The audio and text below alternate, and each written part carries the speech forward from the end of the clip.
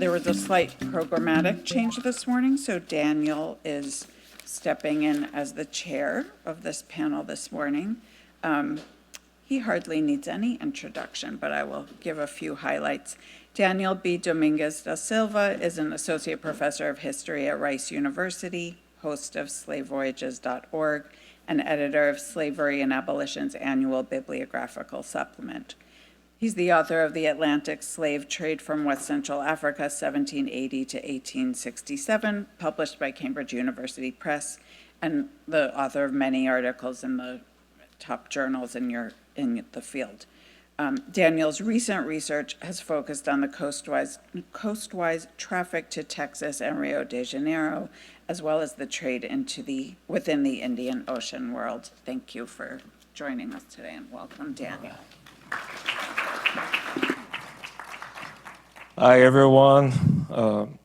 Good morning. Thank you very much for joining us and starting the second day of our conference, Slave Voyages, New Research, and Uncharted Waters. The first panel is titled African Origins and the Transatlantic Slave Trade Database, Public Engagements, and New Research Developments. We have three presenters this morning, beginning with Taylin Nelson. Taylin is a doctoral candidate in the Department of English at Rice University. Her research project, titled Disruptive Encounters in the Atlantic World, 1625-1789, examines how early modern literary and historical texts depict encounters between humans and marine life within the European Empire's broader geopolitical and epistemological frameworks.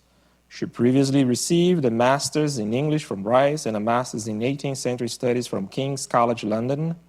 She has a forthcoming edit collection on queerness and piracy in volume 55 of Studies in 18th Century Culture. So you can find most of her work in the European Journal of Literature, Culture, and Environment, and the Routledge Studies in 18th Century Cultures and Societies. Next, we will hear from Nafees Khan. Nafees holds a PhD in Educational Studies from Emory University and a BA in Sociology with a minor in History from Tufts University. He is currently a content developer at Ralph Appelbaum Associates, a museum design firm. He previously was an assistant professor of social foundations in the College of Education at Clemson University. In addition, Nafees serves on the operational committee for Slave Voyages Consortium, as well as a member of the senior leadership team of the African Diaspora Consortium. His broad research interests incorporate the legacies of slavery as related to education and the experiences of African diaspora communities. And then finally, we're going to hear from Jorge Felipe-Gonzalez, who is an assistant professor of history at the University of Texas at San Antonio. He earned his PhD in history from Michigan State University. His research focuses on the transatlantic slave trade, colonial Cuba, and the Iberian Atlantic world. He is a former fellow of the Hutchins Center for African and African American Research at Harvard University. His current book project examines the transformation of the Cuban slave trade from the 17th to the 19th century. All right, so let's hear from our panel. Thank you.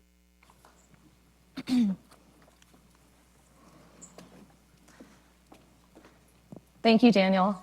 Hello, everyone. Good morning. It's lovely to be here. I'm really excited to kick us off, and also very honored to be speaking alongside such brilliant scholars, Nafees and Jorge. And thank you so much, Daniel, for stepping in. Okay, so hi, my name is Taylin. Today, my paper that I'm giving is titled Linking the South Sea Company Papers to SlaveVoyages.org, a report from the front lines. Let's see here. So, suggested in my presentation's title, this paper is meant to serve as a report from the front lines of our NEH and AHRC funded project titled Towards a Digital Archive of the Atlantic Slave Trades, Unlocking the Records of the South Sea Company. While this project aims to provide a way of connecting disparate digital libraries, the work that made such goals possible occurred on earlier, more tactically critical front lines. As David Eltis recalls in his article, Digital Resources, the Transatlantic Slave Trade Database, the idea of, quote, the idea of creating a single multi-source data set of transatlantic slave voyages originally emerged from a chance meeting between himself and Stephen Barrett in the British Public Records Office in 1990. Building on the work of Herbert S. Klein and David Richardson, Eltis and Bernhardt were the first to standardize existing data. From collating and checking the validity of known voyages appearing across multi-source data sets to adding over 13,000 voyages new to the literature, which was subsequently published on CD-ROM in 1999. Before this work, much of the record collections were organized around, quote, specific European nations or particular ports where slaving voyages originated. Information that more often, quote, reflected the nature of the records that had survived rather than the structure of the voyages themselves. Perhaps in homage to these older organizing principles, the project I currently work on is similarly invested in specific institutions, here being the South Sea Company and their records. A major outfitter in both the transatlantic and inter-American slave trades, the South Sea Company held the Asiento contract to deliver thousands of enslaved Africans to the Spanish-American colonies during the first half of the 18th century. In the process, it left a huge paper trail of its slaving activities. Generations of historians have previously consulted the company's papers to discuss the history of the traffic, including researchers here today. In fact, several records, recorded voyages currently listed in SlaveVoyages are informed by the company's documents. However, these documents have long remained scattered in archives located on either sides of the Atlantic and one in the Pacific. So this morning, I will share how this project brings the company's papers together for the first time by digitizing them and connecting them to SlaveVoyages. This presentation will demonstrate the various steps required to process these documents through segmentation, cataloging, transcribing, and connecting them to the important digital platform. I will conclude by reflecting on my time leading transcription workshops in Barbados and gesture toward future routes that might be charted for other archival collections to be linked with SlaveVoyages or other digital humanities projects in the future.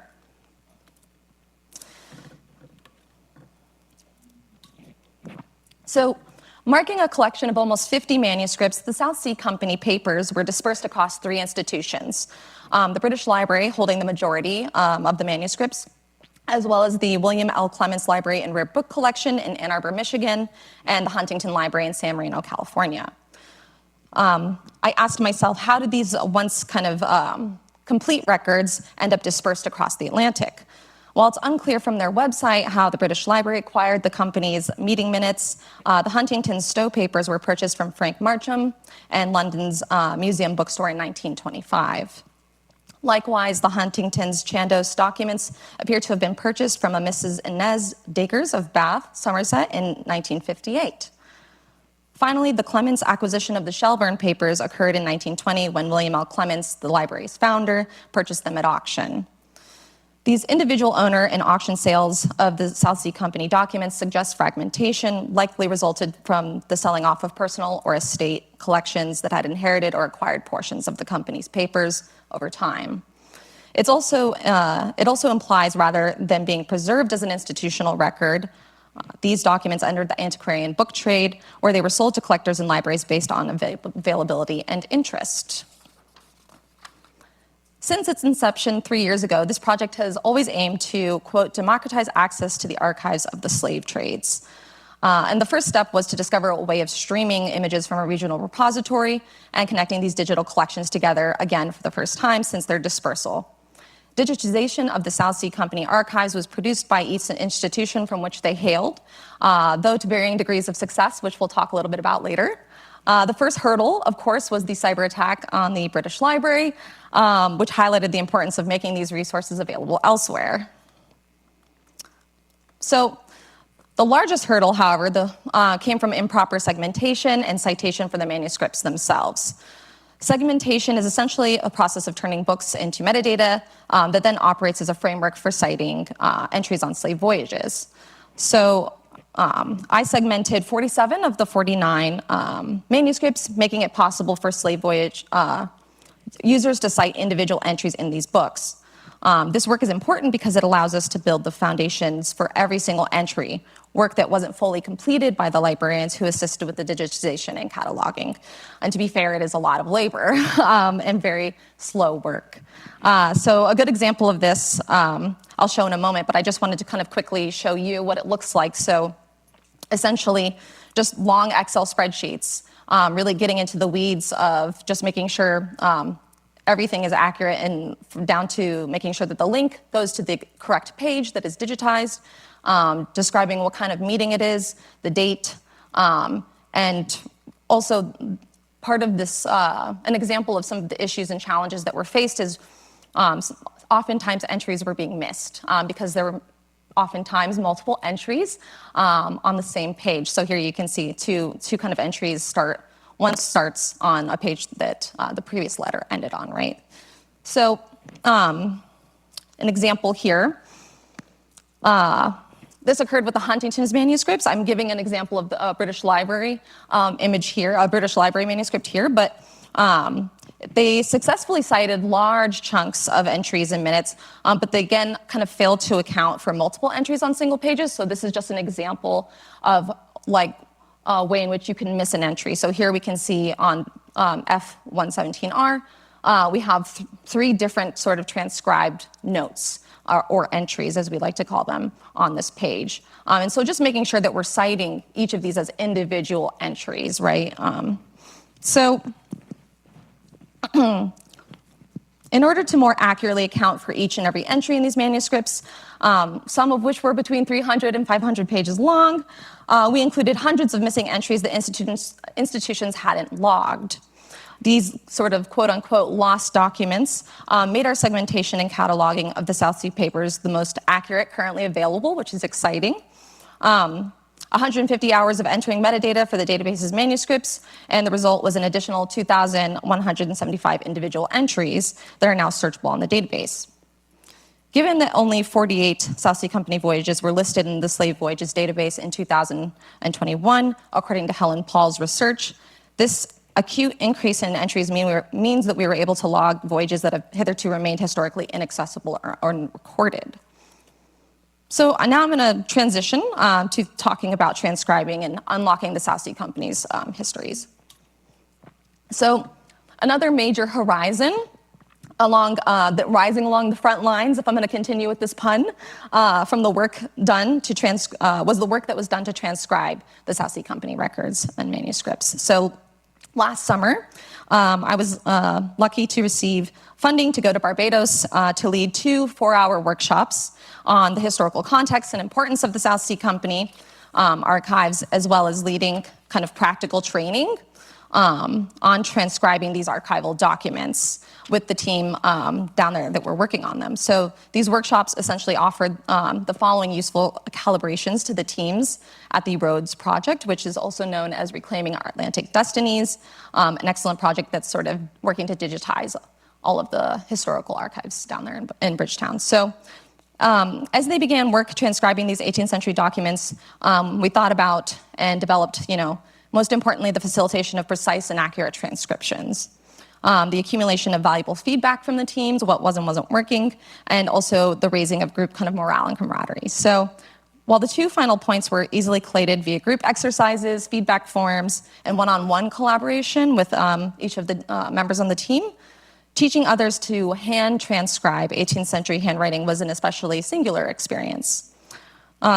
While we talked about some of the particularities of 18th century spelling, such as the long S or using Y to stand in for the, we also thought about surface kind of information that could be gleaned from sort of handwriting, ink, language, stylization. The bulk of the training, however, was invested in practicing and tackling the specific challenges of hand transcribing old letters. This was primarily comprised of breaking down a given document as, first and foremost, a primary source. So we worked together to find answers to basic questions, and I'm going to give us a couple examples here of some of the things we thought about. So who wrote this document? When was it written? What kind of document is it? So we've got a couple examples here. We have correspondence, meeting minutes logged by the South Sea Company scribes, logs, orders to factors, the list goes on. And what kind of document is it, and then what does the category of document kind of signify for us, and why the examined document was being written in the first place. So some other things that we thought about were different kinds of handwriting, kind of comparing the two, thinking about the different languages that some of these letters were written in. We have French, Spanish, crossed out text. How do we deal with that? What do we do when we face sort of like just basic challenges such as ink that bled through the page and it's harder to read? So we identified familiar words and used practices such as examining internal evidence, reading unfamiliar words aloud phonetically, and putting guesses in brackets to return to later. But the most critical lesson we defined for fast-tracking the transcriptions was through small group collaboration to transcribe a single page or letter. And this kind of fostered collegiality and allowed various eyes and perspectives to tackle words and phrases that for some were unfamiliar and for others were obvious. So not only did transcription work foster practices such as slowing down and engaging critical thinking skills, but it also allowed for closer readings of these documents, far closer even than correcting AI transcriptions would have offered, allowed for more voyages to be identified. So doing this work by hand allowed the transcribers to directly engage with the British Empire as a sort of vast criminal enterprise, and we did it by using their own kind of words as evidence. Most notable is, of course, the fact that a significant amount of data was added to SlaveVoyages, much more surely than Paul's 2021 article suggests. But it's also worthy of note that in unlocking the records of the South Sea Company, transcription work of this nature also makes it possible to rewrite the history in ways that do justice to those who suffered and have been silenced. Paul's article is exceptional in its attention to the South Sea Company's involvement with the slave trade, as much older and recent scholarship on the South Sea Company has tended to completely ignore the trade or only mention it briefly. So there are, of course, exceptions, such as Colin Palmer's Human Cargo, the British Slave Trade to the Spanish Americas, 1700 to 1739, which was published in 1981. Or our Donoso's 2002 article, Accounting and Slavery, the accounts of the English South Sea Company, 1713 to 22. Yet one need only turn to canonical South Sea Company scholarship, such as Richard Dale's The First Crash, Lessons from the South Sea Bubble, or Adrian Finucane's The Temptations of Trade, Britain, Spain, and the Struggle for Empire, to see that most histories about the South Sea Company are often concerned with the infamous South Sea Bubble, business operations, or transnational relations. While these histories are extremely important, their reiterations of narratives of fraud and ruin tend to disregard that, quote, forced labor was an essential part of the bubble story. As Paul rightly insists, it is important to focus attention on the real victims of the South Sea Company and to remember that they are missing from most contemporary commentary. The work of digitizing, segmenting, collecting, tagging, and transcribing these documents helps to shape future narratives and expand academic histories of the enslaved peoples transferred by the South Sea Company. By unlocking these histories, we can begin to discover hidden aspects of records and the stories they contain. Thank you.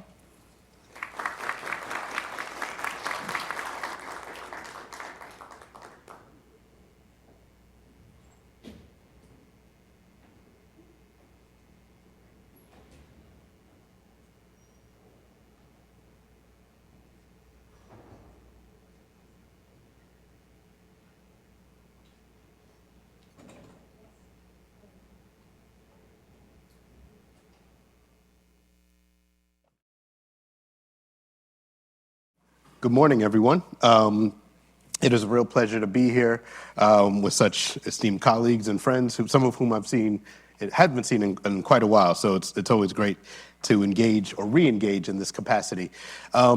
My talk today is around slave voyages, engaging the digital in education, museums, and cultural institutions. A little bit of a mouthful, but the idea is looking at the spaces in which slave voyages particularly, but broadly speaking, the history of the slave trade is encountered by the general public, if you will. So I wanted to do a little exercise with you. You don't have to share or anything like that, but the idea of thinking back to where and when you first learned about the slave trade. Where did you first encounter it? And what capacity was that in? Was it in your elementary school? right? In some states, the standards, for example, in South Carolina, fourth grade standards is where the transatlantic slave trade is first explicitly mentioned, right? Do you remember learning fourth grade the slave trade? Do you remember the term triangle trade, maybe was the one, or middle passage? But do you remember much else from it? Maybe it was in high school, in your first history textbook. Or maybe it wasn't until college or maybe even graduate work when it kind of hit home what this was, that this wasn't related to the rest of history of slavery, it was its own large endeavor. And so in considering where and how we engage really starts to break down the question that oftentimes I get is, why didn't I learn this before? How come no one ever told me about this? I've had the honor since beginning working with the SlaveVoyages project in 2006 to give a lot of presentations about the database and explain the database, and in the process learn myself about the database. For example, I didn't realize it was a singular database until about 2 years ago. I thought it was multiple databases. Had no idea that I learned about this interrelational database, and I was blown away. But the most common thing that I got from whether or not it's students, middle school age students, high school, college, or I once presented at a senior center, was why didn't I learn this before? And sometimes in a somewhat angry way, like frustrated, like someone should have told me this before. And oftentimes that history, the knowledge has been around, right? The information in different capacities, right, has been around, but it's not oftentimes disseminated in ways that are either retained or presented in ways that are meaningful, or the significance of it is oftentimes undermined, right?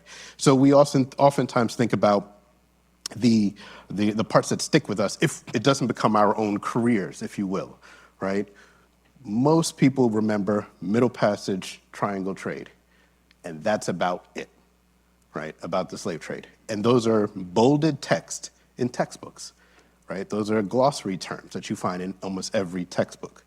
And so that ends up framing how we understand, this massive, global enterprise, if you will. Now, I'm showing this map not just for you all, but the idea is when I've given these presentations to, say, future teachers, some of the questions that they have highlight the fact that most of their memory or understanding of the slave trade is that triangle trade, Middle Passage. So oftentimes the first question I get is, why are those lines going to North America so thin? I thought the U.S. was the biggest slave trader. Why are they so thin? I thought most people came to America. That's the first question I almost always get. Then I get about the circle that circles back to Africa, right? And then I get a chance to talk about the African Origins Project. But then the third question is around the one coming from East Africa, that line, right? And then kind of the rest kind of fill in bits of information that many people might have had before, right? Around, oh, Brazil, yes. I remember hearing that Brazil had a large black population. Or the Caribbean, yes, that makes sense.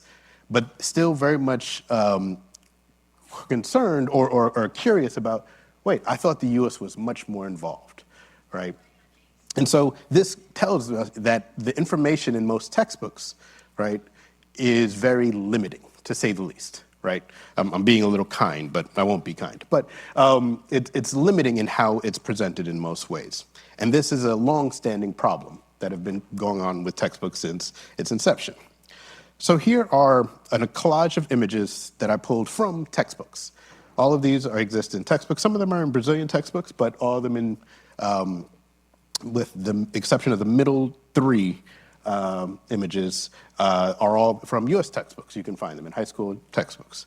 You can see advertisements, you can see the proverbial door of no return, the Brooks diagram, Dred Scott portrait, image of a slave revolt on board a ship, jumping the broom ceremony, right? These images appear, but oftentimes the context around it, or the meaning behind it, or the history around it, is not just lacking, but it's very surface, it's very superficial.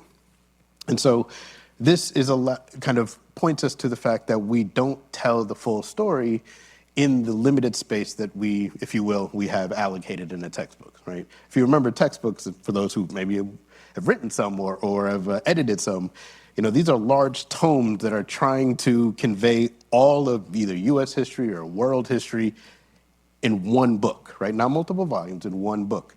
So that means any subject is going to have a very minimal amount of space that it can kind of spend on, right? And if you look at the slave trade specifically, it tends to be 2, if not 3 paragraphs in total, right? Generally, triangle trade, again, middle passage, maybe Equiano's portrait is included sometimes, and that's about it. And Equiano is more recent about getting more personalizing the experience. But generally speaking, it's kind of decontextualized images or information. Sometimes there's a chart with numbers on them, but those numbers are oftentimes not updated. For example, I think it's in the American Pageant that has been around since 1956. I think it's in its 17th edition or so. They're citing, I'm blanking on the scholar's name, but it was a 1969 data of the slave trade. So the British had carried the most people on British ships in the 1969 data. It hadn't been updated in all the editions that had come through, right? This textbook is from 1884, just as to go back. The circled portion that says number 5, right? One day a Dutch vessel visited Jamestown. She had 20 Africans on board who were sold to the colonists. In this manner, Negro slavery was introduced into our country, right? And this is a primary, roughly, think upper elementary, middle school age textbook. And you see the image on the right. So this is, oh, sorry, you can't read the text as clearly. Oh, no, you're fine. One of only 2 instances in this whole textbook that even mention slavery, let alone the slave trade, right? So 1619, and then the other instance is the Emancipation Proclamation was signed by Abraham Lincoln, thus ending Negro slavery in our country. And that's it, right? Only 2 instances at all.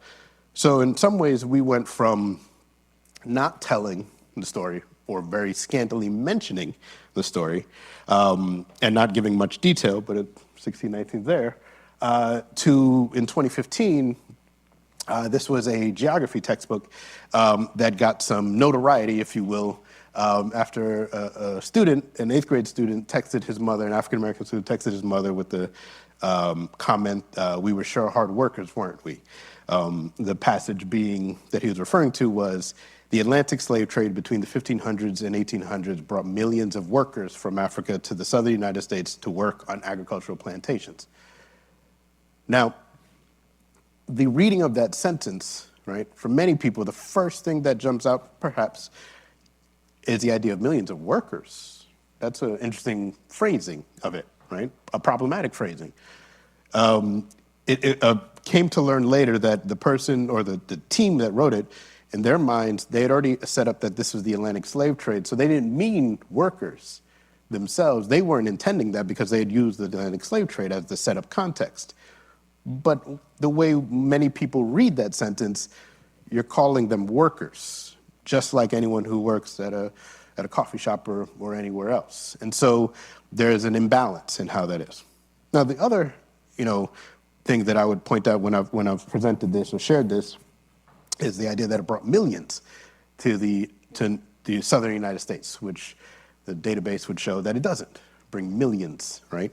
The U.S. would become the largest slave society, but not directly through the transatlantic slave trade, like in terms of importing the most people. And so in one sentence, you can have quite a bit of a misleading, right? And this is in 2015, right? Now, when it happened and they, went viral, if you will, they updated the online version, and a few years later, the print version. This part was corrected, but that doesn't mean, this was many people saw this, but it didn't seem as a problem until it became a problem, right? Because of someone else read it and said something about it. And I'll come back to that point, but about the audience of reading and how oftentimes when we're considering who we're presenting to or talking to or writing to, that audience is somewhat defined very narrowly, right? Of whose feelings or experiences we're either catering to or not catering to, if you will.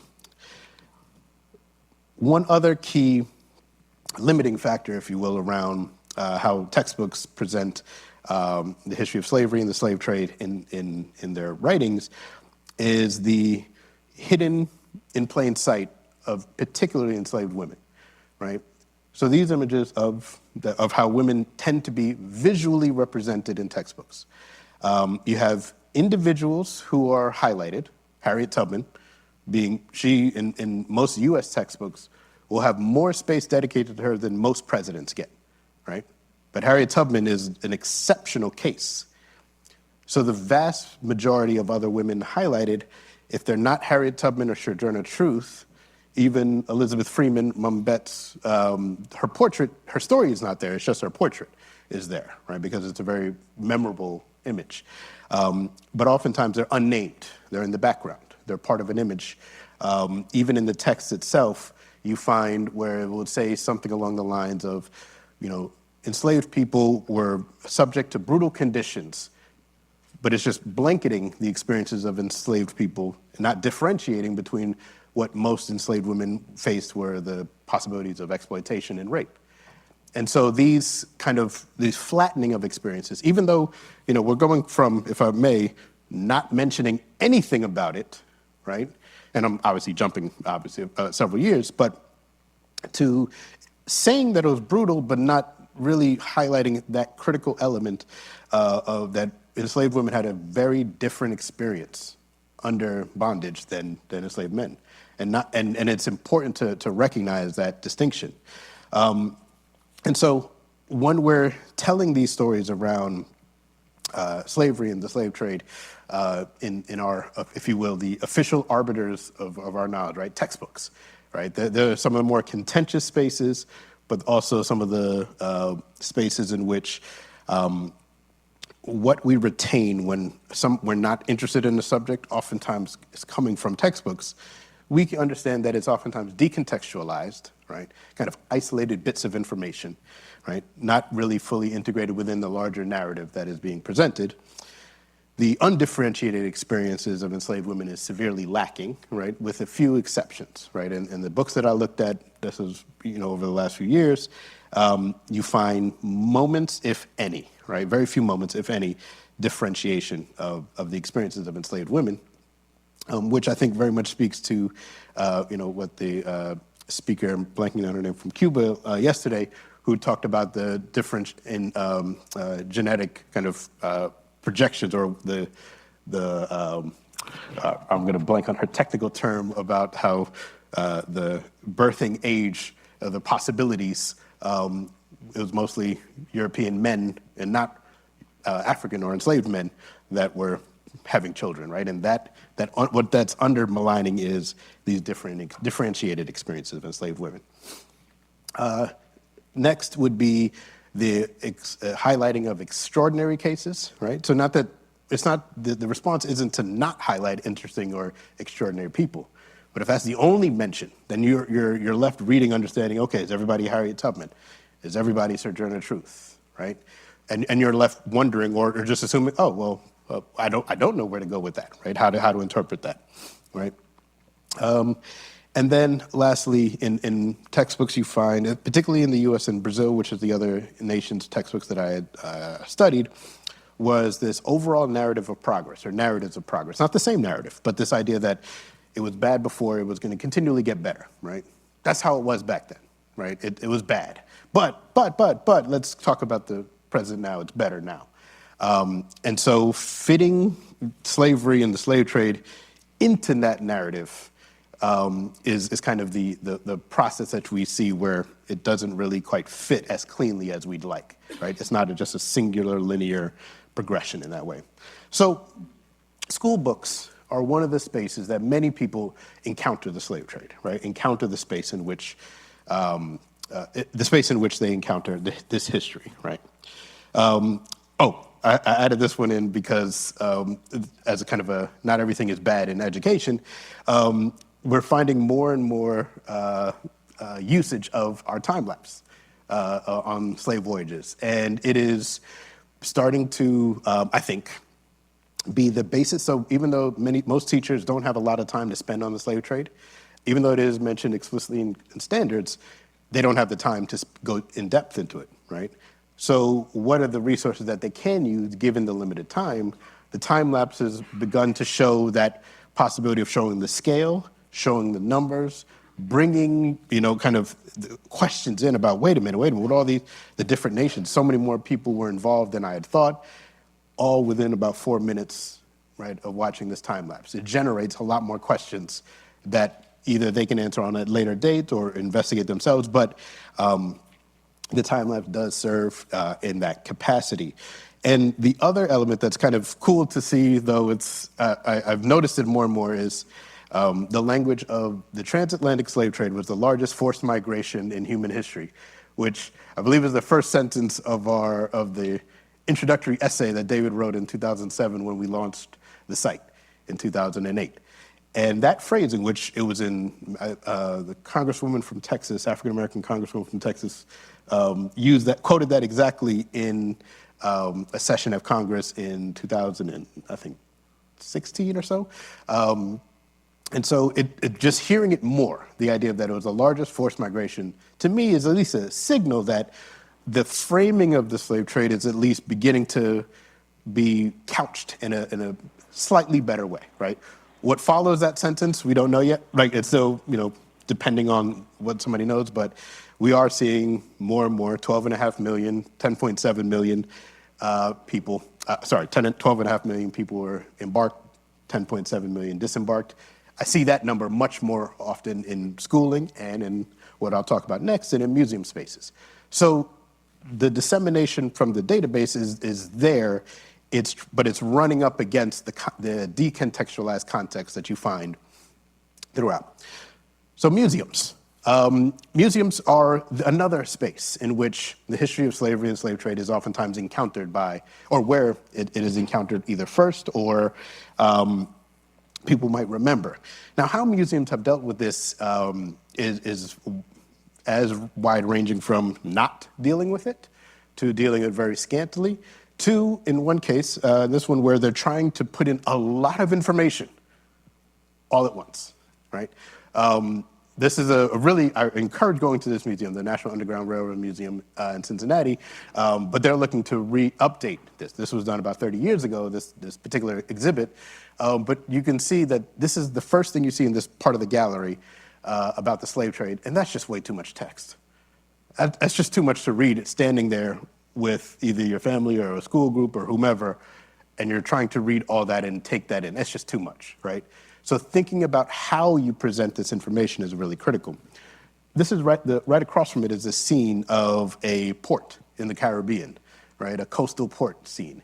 And the context around it, there's a little panel that's to the right of one of the figures that's just off the picture, and it doesn't really present much context to what is the experiences of those who are there. So you walk in, and this is the first thing you see, a huge amount of text.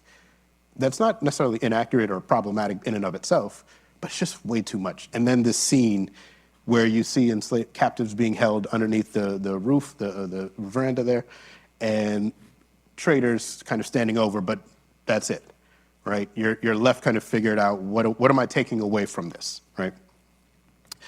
Another example of one that I think is encouraging and a really good one, in part because there were some who were in this room who served as reviewers, but this is the International African American Museum in Charleston, South Carolina, that opened last year, and very much so was very intentionally using the database, right, in presenting it. And the orientation of the museum is in Gadsden's Wharf in Charleston, South Carolina, and their framing of the museum was how South Carolina kind of connects to the larger world.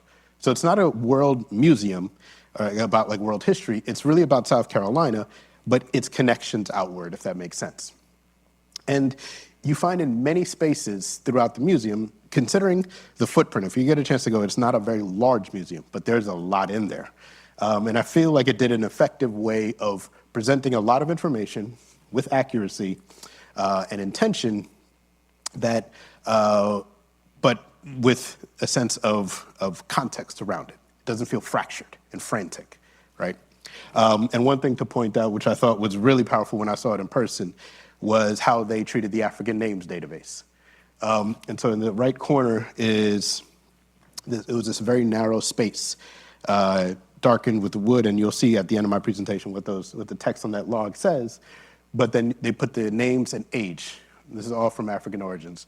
And how this came about, and one of the challenges is with the conversations that happen within museum design with the curators, with the client, with scholarly expertise, with design team, is this balance, this dance between we need to be accurate, but we also need to make this experience engaging, and we want people to actually learn and take away from it. And so this is some places you want quiet, if you will. You don't want too much information, right? The names are enough to convey the emotion that you're trying to. It doesn't tell the whole history of the trade, but it does allow for that. These are a few other examples from Charleston, using the ports of departure and ports of arrival on the floor surrounding silhouettes of enslaved peoples on board ships. This is in the NAMAC, in the National African American Museum in DC. On the left is the first floor. When you enter in on the global trade, you can see the ship names that are dispersed throughout the wall. And then the Smithsonian's new exhibition, or newish, In Slavery's Wake. And so presenting in a much more thematic fashion rather than a more chronological approach. So they're good examples of how to engage with intention without it becoming cramped, frantic, or otherwise. Just to point out a couple more endeavors. In Liverpool, the museum is in the process of updating the International Slavery Museum. And one of the challenges that they've encountered is how to best incorporate the community, the broader Black British community within Liverpool. And those conversations have been important and also been challenging depending on the perspective, but of trying to tell the whole story of not just the story of the slave trade. And then on the right, you see the memorial to abolition in France and Nantes. And again, I love seeing the Voyages map displayed in many different iterations. It's quite great to see. And then just the last few images to show, this is in the legacy sites in Montgomery, Alabama. So this is an outdoor space. And this is where using art and artists to depict different elements and aspects of the experiences of the slave trade, the individuals are much more evocative, right? And I think artists are important, framing to the detailed content, if you will. Because if you've ever been to Montgomery, and I recommend you going, these are not, to the point where if you see somebody taking a picture of that, the one in the lower left-hand corner, you actually feel, at least I did, where I don't want to take a picture of it, right? You kind of don't want to take a picture of it as you go through. This is the United Nations, the memorial to the slave trade at the UN, and then inside they had during their decade of the African remembrance and the African diaspora is the panels therein. The Middle Passage Markets Project is another, though I won't spend time on that. But the last thing I wanted to leave you with is, I've been talking mostly about in the US, but in Africa, many African Americans who have visited Cape Coast Castle, which I haven't had the pleasure or the opportunity as of yet, but it is one where the sites of trauma, if you will, are ones where we need to think much more intently about how we're setting that context, right? And the meaning in who's experiencing it, right? If it's somebody whose ancestors may or may not have gone through that space and endured that space, that's a different emotion than of somebody whose ancestors were either have no connection to it or might have been, if you will, the perpetrators of that trade. And so who is being considered when you're creating a museum experience around it? And that's where this question is, who is the audience? That is really important for us to consider, right? And there isn't one answer, or shouldn't be one answer. It should be an ongoing conversation. How many audiences are part of the conversation? Because that's oftentimes left out. We kind of do a bottom line or a common denominator. And what we find most often is that leads to misunderstanding, misframings, and decontextualized experiences. So, thank you.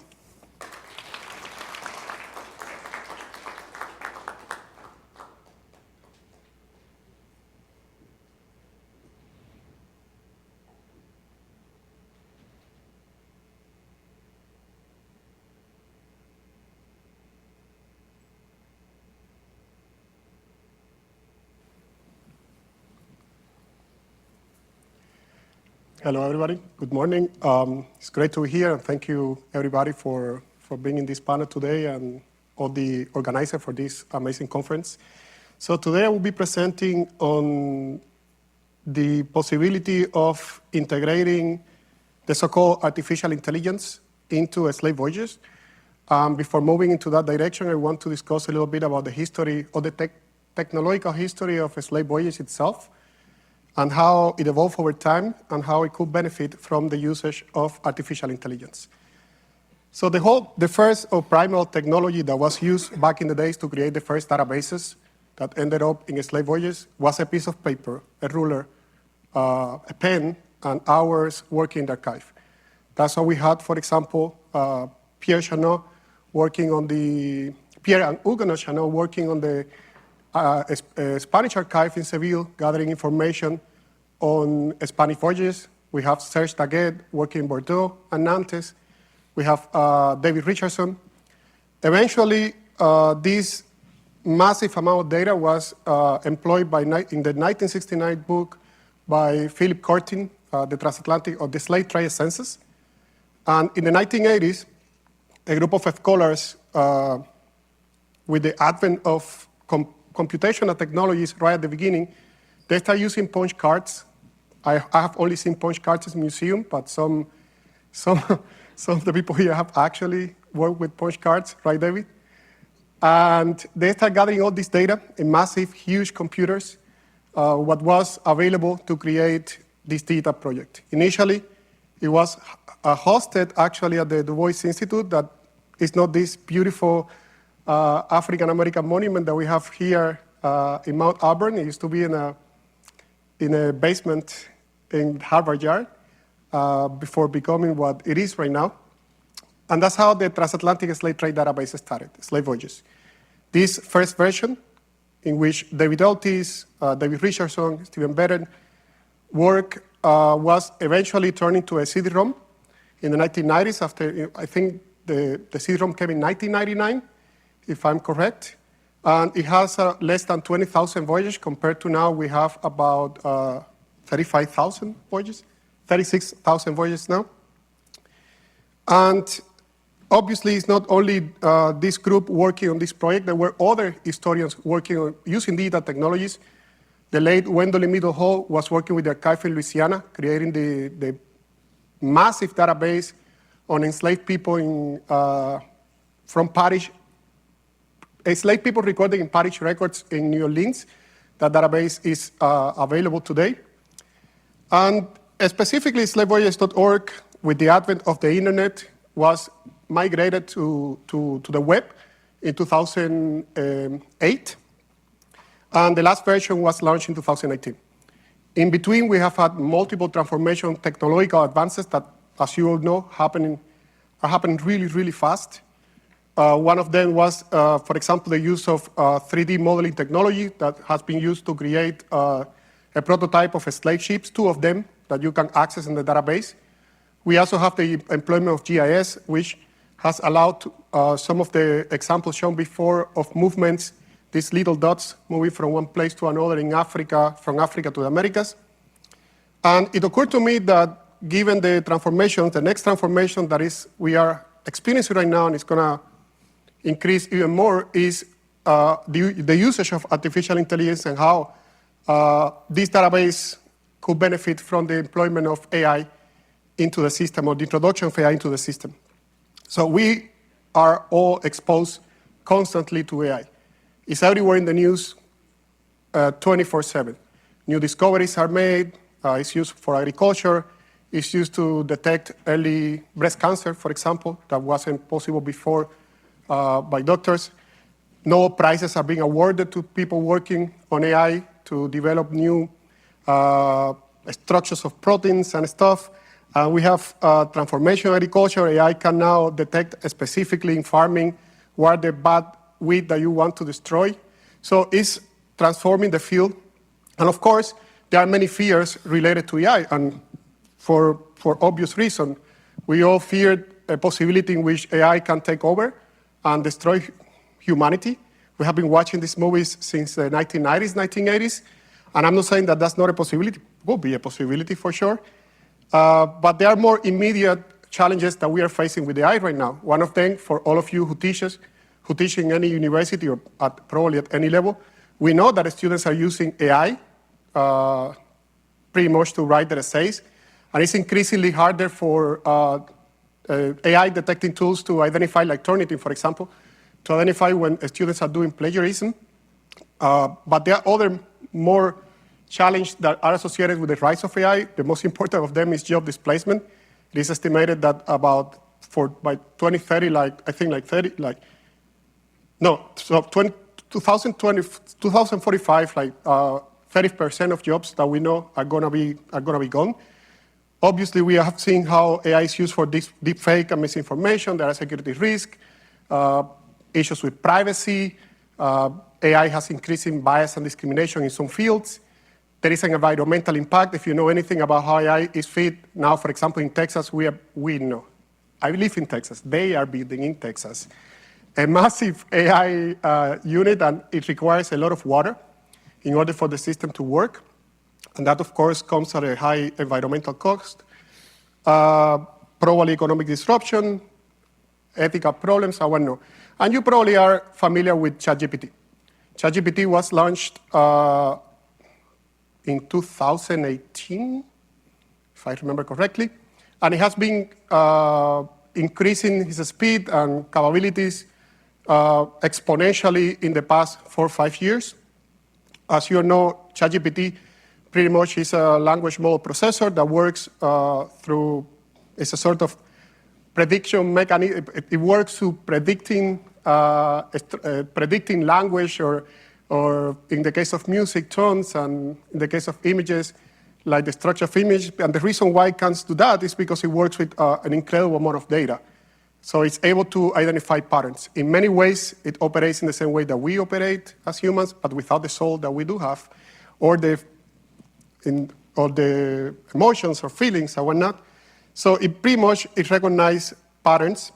It recognizes patterns because of the data that has in the system. Data that we have been contributing in the past 20 years when we take our little pictures to show our neighbors that our life is really good when we go to a beach in Malibu. So AI is able to pull all that data and create, for example, these images that you see on the internet nowadays. Now, AI is being used in the academy. JSTOR has been launching a beta AI system to mine and retrieve the data. JSTOR is doing that, the Muse is doing that, ProQuest is doing that, and in the foreseeable future, every single website, including all the libraries websites that we use, are able to do that. So it basically facilitates increasingly the work of scholars and researchers, but also it's been used to it's used for other many purposes. For example, AI is able to transcribe, at least with 80% of accuracy, primary sources, archival documents. Marielle was showing me one case that she's working on in Canot, a slave trader, and it transcribed. The only problem is that because it predicts, when it doesn't identify words, it makes up a word that is really close to the meaning, but it's not the actual word that is in the document. So it needs some oversight by historians. It's able to generate bibliography. It translates in any single language. It refines text, suggests a style. It's good for brainstorming, for example, when you're working on any project and you want that project to be properly organized because it's really good at logical thinking and structures. And now let's move to how all this can be used for the transatlantic slave trade database. I started working on this idea, or I started entertaining the idea of using AI for the database. I've been working on the database for about 11 years now. Actually, my academic career pretty much in the US is linked to databases. This one and another database at Michigan State University, enslaved.org. And I started thinking, occurred to me, what if I download some of the data that is in the database, which you can do, just click, do your search, you just click, and you do download in a spreadsheet, and upload that to a ChatGPT. And I tried that. I went to the estimate sections. I downloaded the data of regions of embarkation in Africa. I just uploaded to the ChatGPT and immediately create the same type of graph that you can see in SlaveVoyages in a matter of seconds. Not only that, it also analyzes that data and it put it apart, and you can also ask questions in relation to that data. But then, while I was here at the Hutchins, I learned that ChatGPT you can do something more, something else with ChatGPT. You can actually work behind the system. You can go to the back end of the ChatGPT. You can customize a ChatGPT for whatever purpose you want. And that's what I want to discuss today, and that's how we can integrate some version, not ChatGPT, but some version of AI tailored to SlaveVoyages. And this is one problem, for example, that we face with the database. As Nafees was explaining, many of students we know that many students use the database. Google Analytics shows that the database is used mostly during the school period, and it's used mostly by K-12 students. So if you are familiar with the database, you know that if you want to know how many enslaved people arrived in Jamaica from Gabon, you just click the boxes, you just type down the years that you want to search, and then you do the search and you start moving around in the database. I have taught a class on the transatlantic slave trade and data technologies to graduate students. It is hard for them. It is challenging for them to mine this data, go to the boxes, click all the boxes, know what, they have the questions. They want to know something, they just have the barrier of they don't know how to access that information because they don't know how to manipulate the data set in order to get the information that they want. So that's one problem. The solution that AI can offer to that problem is that you can actually use natural language, that makes just a colloquial language, to ask the system how many slaves arrived, let's say, in the Americas, how many slaves arrived in Brazil, for example, in the whole duration of the transatlantic slave trade. You just type that, you hit search, and then you get all the results. Now, in order to do this, you need the system to have all the data from the data set.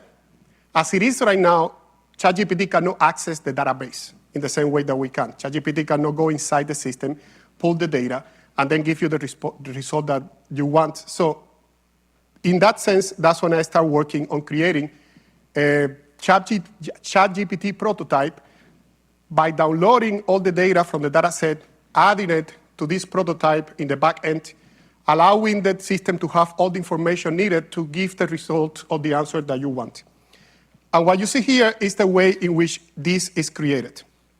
And instead of just using this, I'm just going to go straight to ChatGPT and explain you how this is done. So when you want to create a ChatGPT, you go to your profile here, and then there is an option here called My GPTs. And then you can create GPTs. I'm just going to show you exactly the one that I already developed, which is a SlaveVoyages SlaveVoyages GPT, and then you configure the data in the back end. There is a fancy word that I'm not an IT guy, I'm just playing around with this, by the way. There is a fancy word that people use to refer to the way you communicate to this system. Is called prompt engineering. Prompt engineering means that you have pretty much is basically the linguistic form or the manners in which you want to tell the system how to search information, how to go around with this data. You basically is for doing the instructions and to getting the information, the data, the results that you want. Something important about GPT is that you have to give them an identity. And by an identity, I mean, for example, you are a historian on the transatlantic slave trade. Your purpose is this and that, is to help scholars and users to understand the forced migration of Africans to the Americas. In order to do that, you're going to be mining data from these sources, Google Scholar, JSTOR, and you give them as many instructions as you can. You have to be precise as possible, because that's what makes the system very effective and useful. So that's what I did. I started. These are the instructions you see. At the historians act as a historians, research assistant with deep expertise in the transatlantic slave trade, the African diaspora, and the SlaveVoyages.org database, provide well-documented answers to complex historical questions, and so forth. Now, that's just part of the question. The most interesting part is the data that the system is going to use to give you the results that you want. And that's what you see here in the back end. So I have been downloading at this point, I have only been downloading the system from the data from the estimate sections. There is an incredible amount of data, that tons of spreadsheets. You have to clean the data. That's another thing. You have to clean the data in order for the system to process that data effectively. You cannot just download everything and put it there. So I've been downloading different sections of the estimates. I did the search, I clicked all the boxes, I did download, and then I started creating different spreadsheets. National carriers in the transatlantic slave trade, regions of disembarkation, African embarkation regions, specific disembarkation regions, etc. And I upload all the files. And once I upload all the files, this allows you to do something else that you cannot do with the database, is that it can combine data sets with qualitative scholarship.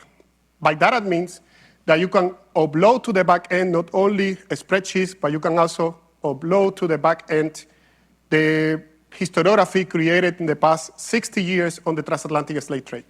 For example, here in the back end, we have the Atlas of the transatlantic slave trade. We have other books and articles. The reason why this is not public, by the way, is because I'm not quite sure how this, I actually think that there is something along the lines about intellectual property that has to be discussed in relation to uploading all this information. But you upload all this information, all these books published by Philip Corting, or David Eltis, or Barbara Solow, or Gwendolyn Hall. And then when you ask the question about data, it not only gives you the data, the hard data, but it also places that data into the context of the scholarship, if that makes sense. So then, after I upload this to some time, I pretty much updated the system.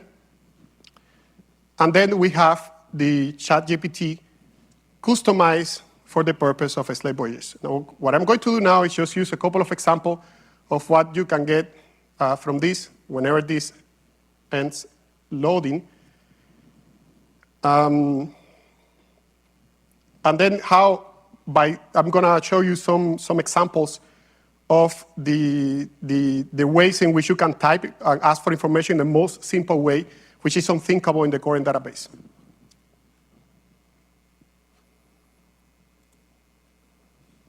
So this is a SlaveVoyages GPT, and I want to ask them, for example, how many slaves arrived in Brazil.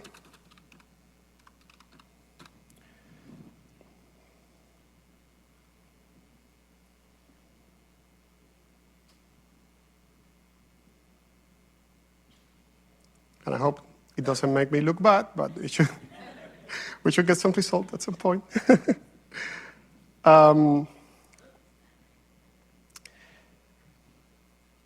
then you have all the information. It gives you some ideas of numbers with table and data.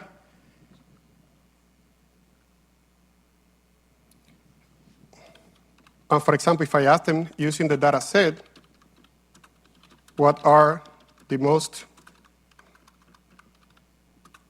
slave ship, the most common slave ship captains?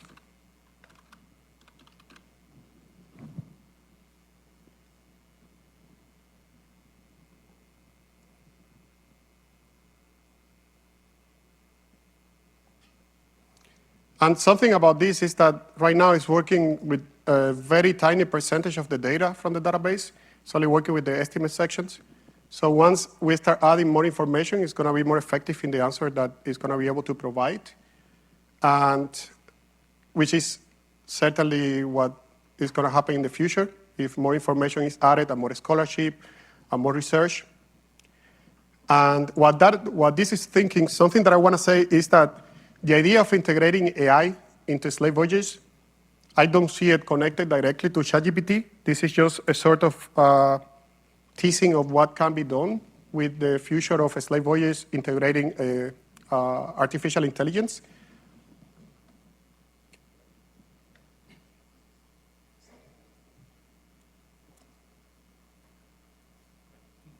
And then you have just random names with the number of voyages in which those people were involved. And it gives you some analysis, and then it has follow-up questions. I didn't make up this question, the system does. Like, would you like a breakdown of voyages by captain nationality, flag, or period as well? And then if you keep asking questions, at this point it makes some mistakes. I think partially it's because it doesn't have all the information, partially maybe because the system is not there yet, but it certainly will be.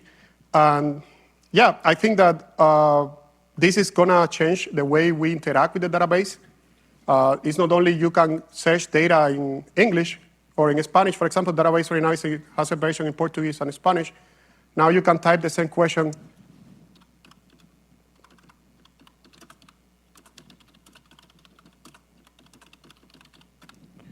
it can give you the answer in any question, in any language that you want.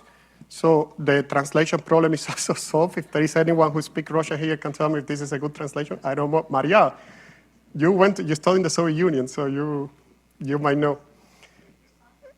Yeah.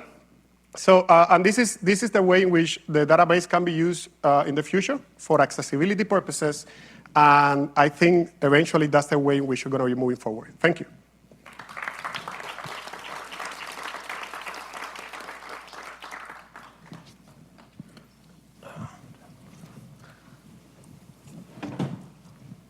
All right, thank you very much to our panelists. We are now open for questions. There are a couple of microphones that you can use to ask your questions. You're on both sides of the auditorium, so yeah. Hi, Jane Hooper. Thank you so much for these 3 wonderful presentations. They were very eye-opening, and this is mostly for Nafees, but maybe for all of you to reflect on. I'm trying to think about how do you present to the public this information without context? And how do you provide sufficient context for them to make sense of this? And Nafees, your presentation especially made me think of 2 things that I think scholarship has been moving towards, but I think it's going to be harder to communicate to the public. The first one is all of your presentations, and yesterday as well, use this image of the Atlantic. Mm-hmm. And of course, one of the things we are doing in expanding into the Indian Ocean is we want that map to be worldwide, right? To better sufficiently demonstrate the number of enslaved people moved around. So part of me is thinking, as you're discussing what people ask questions about, what will it do for people's understanding of slavery in the Americas to see, wow, this was actually occurring in so many other places, and so much was going on. And so how do you provide the context around that, which is something I encounter in the classroom with college students, is they have a hard time making sense of that. But the other thing is I have a hard time with my college students making them understand the silences and the sources, especially around gender. And yesterday's presentations really hammered home the fact that sexual violence was part and parcel of enslavement. Yep. And scholars have discussed gender to such a great degree recently. There's been a lot of great books written, especially in the Atlantic world. But it's still a hard topic to deal with the public, with elementary school students. Like, how do you even express that aspect of the history? And so I am just kind of wondering, as the scholarship moves in very particular directions, how do we provide that kind of context for the public to make sense of that, or even in classrooms and museums? Absolutely. No, thank you for that. I think just to your, last part of the question first, it runs into a real challenge for teachers and for anyone, for adults, for parents, whomever, to that moment of trying to explain something really traumatic, right? Or the language of trauma. How do you explain that to a child? And the age, not that it doesn't matter, but it can come up as early as 4, and it can be at 13 and 14. And oftentimes the discomfort that we feel as adults kind of sets up the tone of how the rest of the conversation may or may not go, and for teachers too, right? And sometimes I think the one result often is to avoid it, right? Yeah. To use the language of kind of, well, it was bad, or ask me, we'll talk about it when you're older. And that doesn't really work either, because there's still an impression left. There's still curiosity, there's still either understandings or misunderstandings that the students, that many people will still have. And I think there is a level of honesty around and clarity of when you're talking about something that really bad that happened, I think it's okay, and it should be there, because you're then left with trying to dispel that later on. And sometimes it's you push the buck or kick the can down the road type of thing for the next teacher, right, to answer that question. And so it's not so much that it needs to be very graphic or deeply explicit, at every moment that slavery or the slave trade comes up. But if you're not conveying that this was not a good situation or this was a really bad and people experienced it, there's a disservice to the students. And also, many students are experiencing different types of trauma. Not that you would call out a child like, oh, what is your home life like, and bring that in, but we oftentimes assume children have no sense of bad things that are happening. And many do. They don't have the language necessarily to describe it. And so I think there is a real intention in thinking around, all right, when we're engaging in something related to slavery or the slave trade, how do I make sure that I'm not dwelling on really graphic or explicit moments, but I'm also not creating a context where there's no sense that this wasn't a good thing.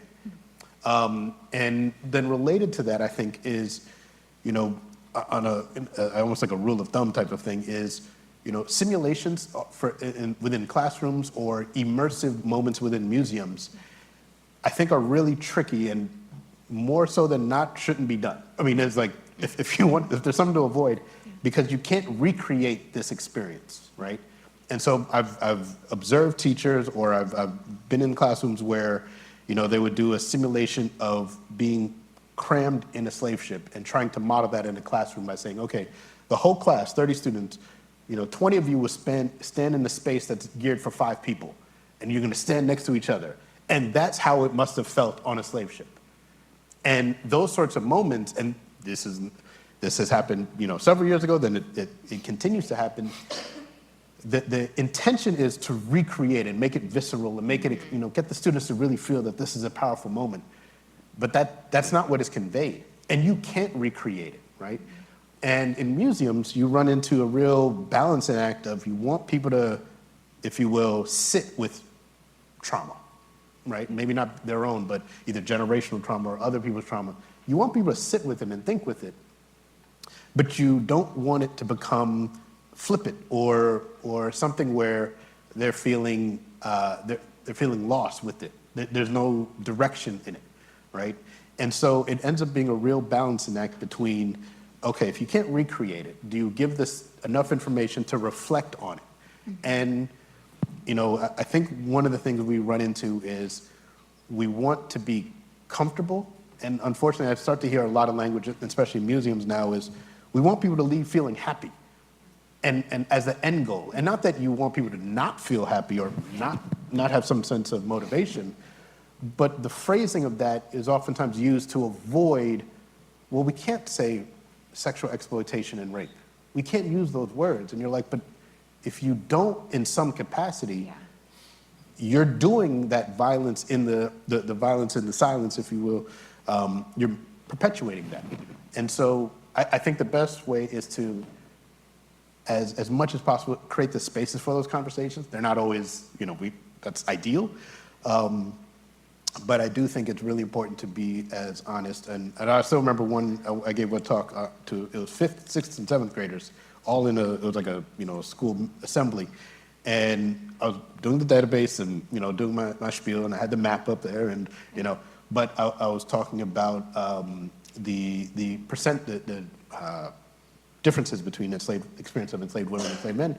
And I remember I had this moment of, okay, I'm going to say sexual exploitation, and I wasn't sure if they were going to get it, so I had to say rape as a follow-up, and I was watching all the teachers' responses and all the students' responses. And the students, I'm generalizing a little bit, but their responses didn't change. Like they kept on going, they were listening. And I mean, I'm not bragging, but but it was the idea that it didn't kind of shock them. It wasn't a type of moment. It was, oh, right, we're talking about something that is really bad, and this is another layer of bad that's happening. And so it wasn't a shock. And I think that's the part where providing that context is really critical. Thank you. Yes. Jane stole a little of my thunder, but I want to come back to this issue of contextualization and pursue it a little bit further, because I think it has profound implications too, for example, to the application of AI and all these other things that promised to dramatically expand, right, our knowledge and understanding of the slave trade.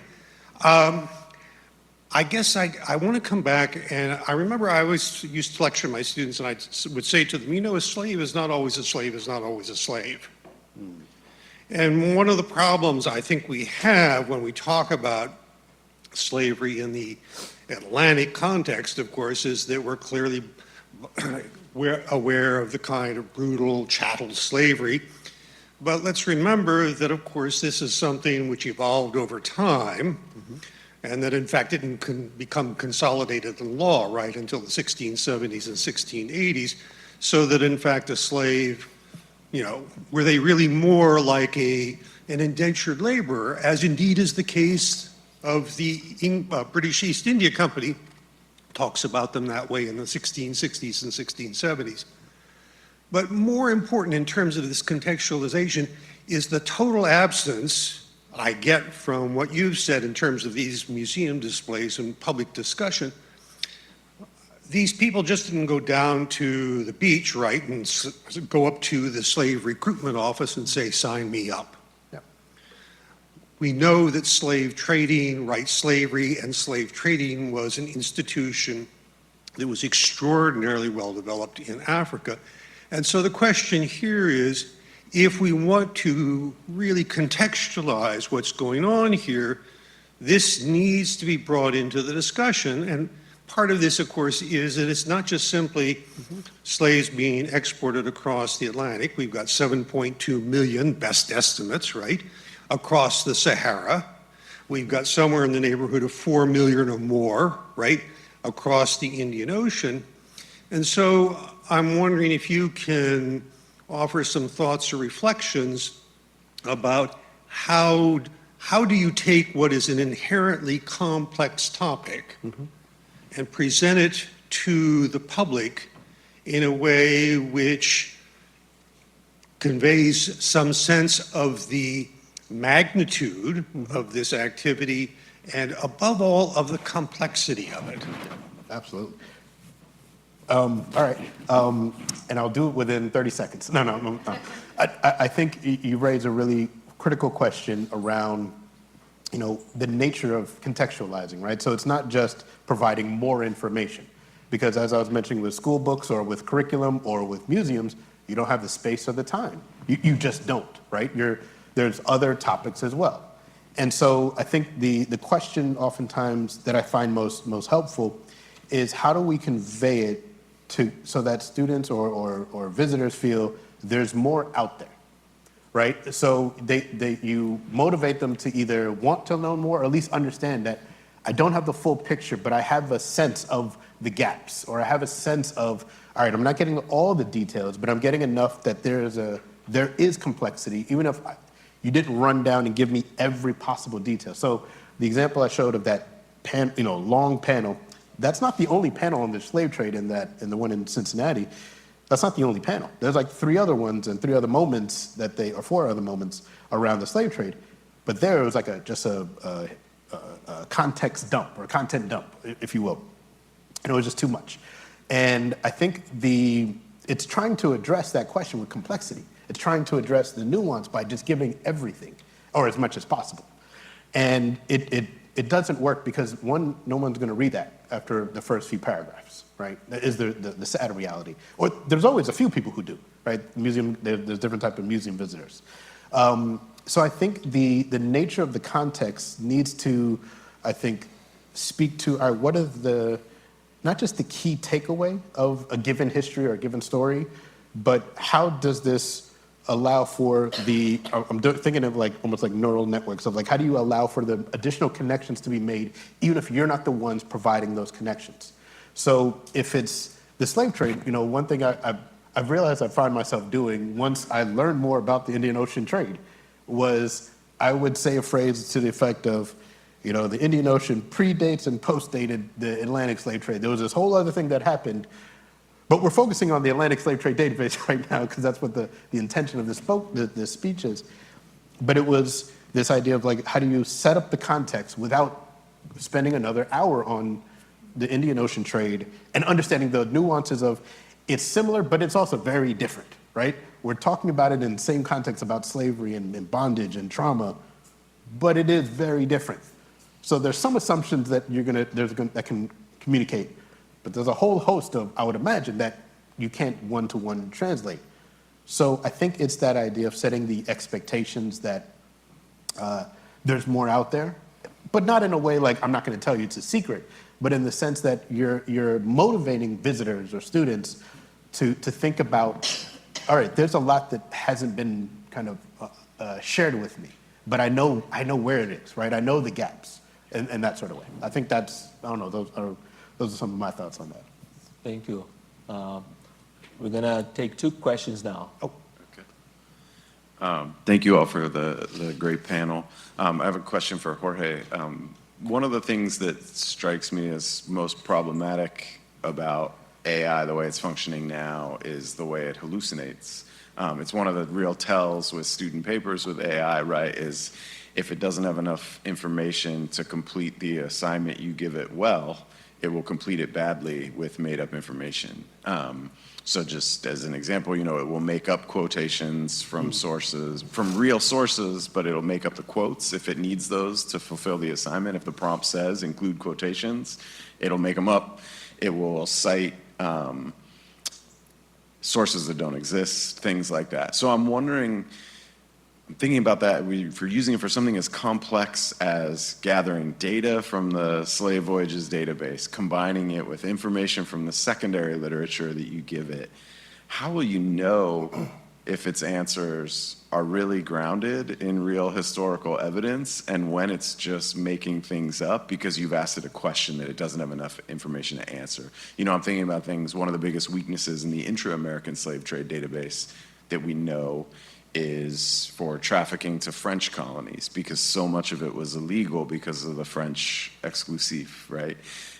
So we don't have a lot of data on there, but we know that there was a lot of trafficking happening. I'm just wondering, what would happen if you ask it about trafficking to the French Caribbean? Is it gonna make up a bunch of information? And more importantly, how would a user know how reliable the AI-generated analysis of the data is? Great question. Let's take just both another of them? question from Van. Thanks. One thought on the question that you just asked. I'm Ben Lewis with the Harvard Center for Geographic Analysis. So AI is such a broad term, and we're using ChatGPT, say, or a general purpose. I'm more responding to the garbage I get from students. Yeah. So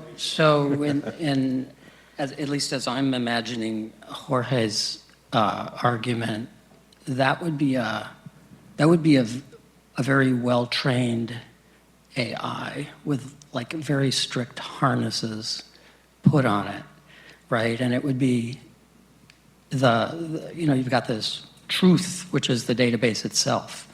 And so to some extent, it's a very fast, effective way of just better searching that database. But it could also bring in all those other sources, but you're requiring that it sort of is tied to certain sources. Anyway, my question, or actually it was a response to the woman who just asked a question about how should the field think about, or no, I'm sorry, it was the gentleman. But I think you both had this kind of in your question. How should the field think about the diversity, say, of slavery writ large across humanity, across the world? And this is obviously just one piece of it. And to that, as a tech person, I would just say, it doesn't have to be monolithic. This is the transatlantic slave trade database. There's no reason why these systems can't interoperate. And no reason why you couldn't have 1,000 flowers blooming, other scholars maybe leveraging the work that the transatlantic slave trade has made technically, organizationally, or in whatever way, building versions that focus, say, on intra-Africa slavery, intra-Asian slavery. You get the idea. But the exciting thing for me is thinking about interoperability gets one thinking about standards and semantics across different scholarly systems such that the sum is greater than the parts. Thank you. I think those questions are direct to Jorge and Nafees. Yeah, cool. Greg, I was actually going to go back to Ben's idea as well. I have seen the hallucination, what they call hallucination, in my own experience working. I have even uploaded a book or a research to ChatGPT and ask questions, and even with that, it gives you answers that are not correct. And I see that with the students as well. And it certainly makes up stuff that doesn't exist. But what I'm suggesting for this idea of integrating artificial intelligence into SlaveVoyages, it will be a more contained universe of data. I don't see that will be exactly ChatGPT. It will be some prototype of artificial intelligence created specifically for that purpose. I'm using ChatGPT because, I mean, I'm not an IT guy. I don't know what I can do. I'm just playing around to see like, oh, this is possible. This is great. And even with the data, it makes some mistakes. But in the future of SlaveVoyages, if something is tailored, created, customized specifically with all this data and the scholarship behind all this data, I think we are minimizing the risk of mistake by a lot. And that will be a big change. And I want to say something about integration of different databases. If there is something common in all the projects that we are seeing here, probably except for the Australian one, is that Africa is kind of like at the center of the picture. So you have different routes pulling to different places in the Atlantic Ocean, Indian Ocean, places in the Pacific. And in the foreseeable future, a database that could integrate all these routes will use precisely Africa at the center of the sort of like the nuclear center of the database, more like a sort of, instead of transatlantic slave trade database, would be something like the African slave trade, or something alike that connects all these routes, having a single unit at its heart. But yeah. Oh, no, and I think that's kind of what I was thinking of is, there's something powerful about the intention of centering, of being intentional around the continent of Africa and the multiplicity of experiences and stories and lives as it relates to the slave trades, if you will. And I think one thing if there was a space of, on the one hand, I'm thinking of like the time lapse, but like a three-dimensional, like a globe time lapse type of thing. But on the other, I'm thinking, my perspective or my experience is so much of this is couched in race. And I wonder how the nuances and complexities of these other trades layer or in some way, how is that layered in, right? I'm curious to hear more is if race is such a key factor in so many ways, even how we understand the history of the transatlantic and intra-American and others, would these other databases kind of allow for or mitigate or adjust it in some way? That would be one of the questions I would have is that these are not, it's not an accident that Africa is at the center of this, right? It wasn't just, what's that over there, whatever. It wasn't an accident, right? And so I think that's an important part of it, how that's embedded within data, that's the next thing. But that would be one question I would have of how are we integrated into a larger interrelational database? That I'm really happy that I learned that this was one database of intra-American and all these things. So I definitely think it's possible. Those would be some of the questions though that I have around that. Thank you. We will take 2 more questions before we break, okay? All right. So I'm going to start with the AI, but loop in the humans. Oh.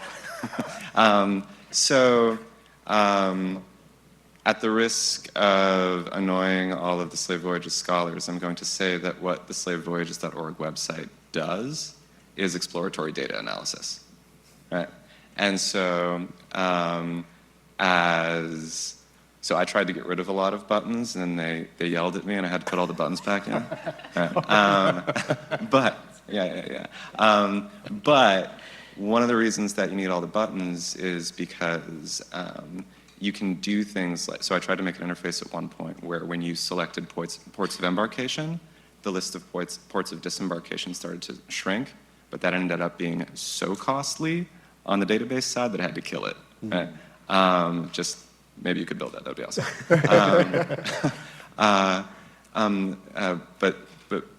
But to make the point more pointed, and I don't want to hold you down to ChatGPT because what you did was awesome there, and it showed like out of the box, you dump this stuff in and you get something that goes a really long way, right? So if we had something tailored, what could we do? Seemed to be what you were saying. That's kind of the idea. Yeah, all right. So I just want to point out that one of the things that AI, I think the biggest risk of AI right now is hype, that we get too excited about it, and we buy into what it's doing, and then we lose track of what we're not investing in anymore, like building expertise. So like automating transcription, and all of a sudden in 5 years, you're like, where are my graduate students who can read that stuff? You heard me say this yesterday, right? And it's like, you put them out of business. Come on. But like, let's do data visualization, right? All of the cool stuff that everyone loves the most about the website came from the blood, sweat, and tears of people poking at JavaScript. One of those maps almost killed me a few years ago. And it comes from, to come back to the exploratory data analysis point, people knowing the shape of the data by playing with it for way too long, right? So you need to have those people on the back end doing that, right? Okay, now to my question. Okay, so if the strength of computation is not that it automates, but it augments, right, intellectual labor, right? Humanists, as customers, what would you like to see augmented in your workflows, right? Doing that sort of museum design, you could imagine natural language talking in an exhibit, or is that not what you would want, right? So museum design. Taylin, you lived in spreadsheets, right? I'm sure you would like to see some of that literally automated, right? What would you guys like to see from like something that's sort of natural, right? That can do this sort of fancy stuff really quick, but obviously needs your intervention. How would you like to be in the loop in Jorge's world? Oh, in my world. Next question, and that's the final question for break. Thank you. Talking about representations, I'm wondering about the efforts of different museums to make a good representation of the history. Because as you mentioned, we focus a lot on the negative part, the middle passage, the torture, they were forced to travel, to work, and they were properties. We know that.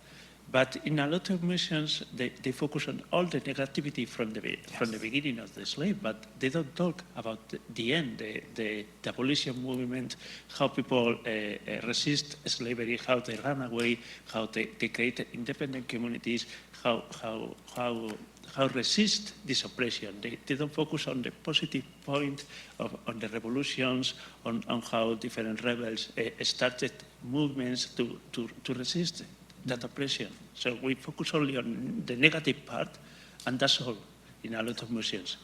I know in books it's different, but in a lot of museums the display is just only the torture. Thank you.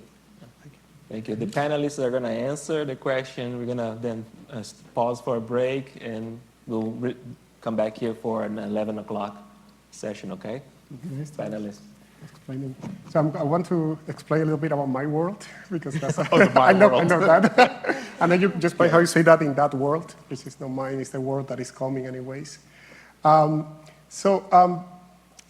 that it's not going to happen anytime soon is that historians are getting out of business, because the way that these old databases work and the information is imputed there is because someone has to go to the archive or where we digitize records and start extracting all this information. And I don't see that changing in the near future by no stretch of the imagination. Now, in my vision of how the SlaveVoyages could be, it could have their interface for experts, which is what it is right now, right? You can download all the data, experts can go around, depends what the level of expertise is. I mean, we see all the time books published using the database wrong. The conclusions that they extract from the data is wrong because they don't know how to use the data. Because they don't know that flag, for example, is not the same that places of disembarkation in the Americas. And then they draw wrong conclusions. So in that world, the database has the regular interface that it has right now, but it also has this interface in which users can just ask the questions that you have in your mind, and then you get that information. That is going to, I think, is going to allow to, well, first of all, it's going to allow to get more resources in the short term, because there are a bunch of investment happening in AI, so I see how this could be a good punch for application for grants and whatnot.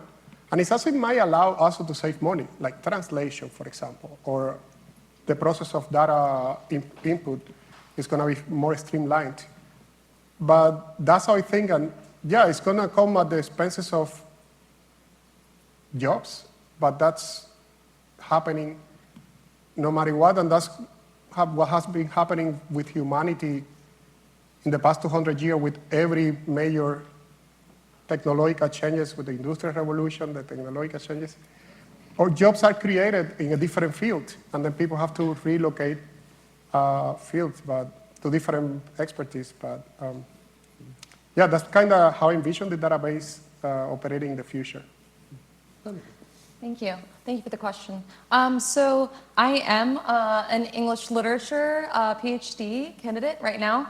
So humanist and not at all a data person.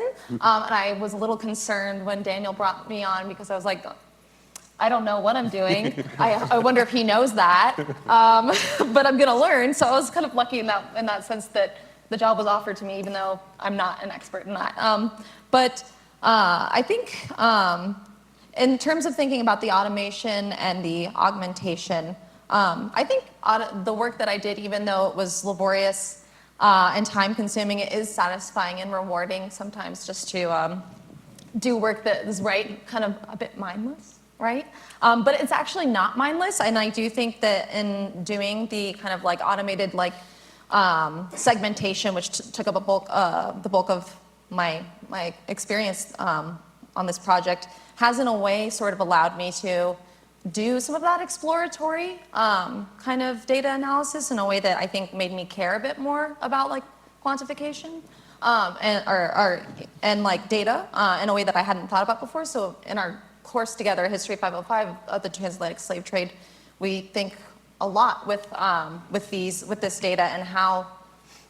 Yeah, what are the numbers telling us? What can we ask? What kind of patterns can we see? So we're doing similar work in a way to the AI. But in terms of augmentation as well, I think some of the more rewarding things are being involved in things that I actually care about as a researcher as well, like the transcription work, like working with teaching and reading 18th century handwriting in those documents. But then at the same time, it's also a problem of time and money. So yeah. So, John, to your question, I think the one that comes to mind is visualizations, right? In the idea of, so in my role, I provide either the sources or research or kind of summaries of the research to our visual graphics designers, and they kind of put together the intention around how to visualize it. Some of them, they're the ones who actually do the visualization. Others, we contract out or something. But I think being able to get a sense or play with visualizations and run and think about the possibilities of how to convey, the time lapse. The story was, right? Slate Magazine website was the one who reached out to us in 2015 and used a portion of our data to create their time lapse of black dots on a sepia tone map. But that got so much traffic and actually was, for the longest time, one of the main drivers to the SlaveVoyages site was that website, was that article. And that really spurred, I think, our conversations around how to make use of what we have, or a larger portion of the data set. So I think visualization playing with visualizing data and narrative is one of the things that I keep thinking of. I would love to play with it, to brainstorm with, to run with, within the kind of the current workflow. The part I'm hesitant on is that I have seen already is the use of it to write script and to write the text, because there's the amount of time it takes to then to go back over and double check and to convey that it's not just making up stuff is a real thing. And I'd rather have a script writer with a tone and an intentional narrative than trying to have a flat kind of, common denominator narrative, right? That's to Cesar, right? Cesar, question, right? I'm really glad you asked that. So when I raised the point around who the audience is, right? Whose experience or whose emotions do we want to either lean into, evoke, or kind of center? Oftentimes, when we only focus on the trauma, on the negative, right? We're missing out on the totality of human experience within the context of trauma, right? There's textbooks, the American Pageant, the one that I mentioned.